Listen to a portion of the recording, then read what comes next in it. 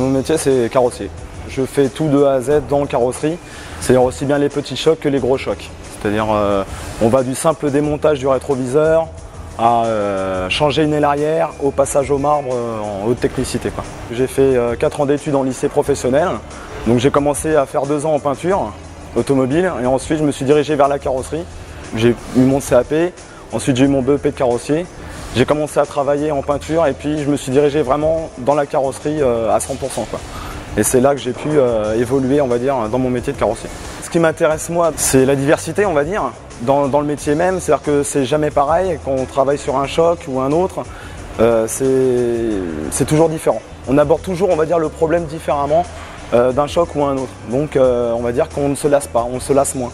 Aujourd'hui, j'ai travaillé sur un choc arrière, sur un véhicule d'un client qui s'est fait rentrer dedans. J'ai fait étape de redressage traditionnelle et ensuite il va falloir une réexpertise du véhicule puisque en démontant le véhicule, il y a eu plus que ce qu'on avait vu. J'ai fait un réglage aussi sur un 308cc, réglage de glace pour une entrée d'eau. Ce qu'il faut savoir, c'est que la carrosserie, c'est pas que la tôle. Aujourd'hui, il y a le plastique qui rentre en matière, beaucoup de matière plastique. Et aussi, dans notre formation, on va dire complémentaire de carrossier, il faut savoir faire aussi les trains avant, c'est-à-dire la mécanique primaire, c'est-à-dire les berceaux, les trains avant, les amortisseurs. Donc ça, c'est aussi une connaissance supplémentaire qu'il faut acquérir parce que parfois, le mécanicien ou les mécaniciens ne sont pas disponibles. Et aussi, à savoir le contrôle de train avant. L'interaction avec les peintres, donc c'est complémentaire. L'un va pas sans l'autre. C'est-à-dire que si en carrosserie on ne fait pas un bon travail, quand on le rend au peintre, le peintre vient vite nous le faire savoir. Donc voilà.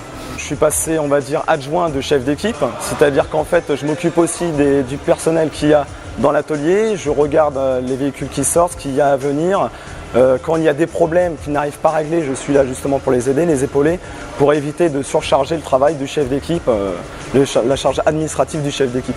Donc en fait je suis un peu son second, quand il est absent je le remplace. Donc on va dire que c'est une forme d'évolution parce qu'on prend des responsabilités dans son travail et dans son métier. Donc il faut être sûr de soi dans son métier, il faut savoir ce qu'on fait, il faut savoir aussi ce qu'on dit parce qu'on est amené à être devant le client, savoir lui expliquer le pourquoi du comment, du problème, etc., etc. Donc on va dire que l'évolution même du carrossier, c'est après d'avoir des responsabilités pour être amené après à être chef d'équipe par exemple dans un réseau.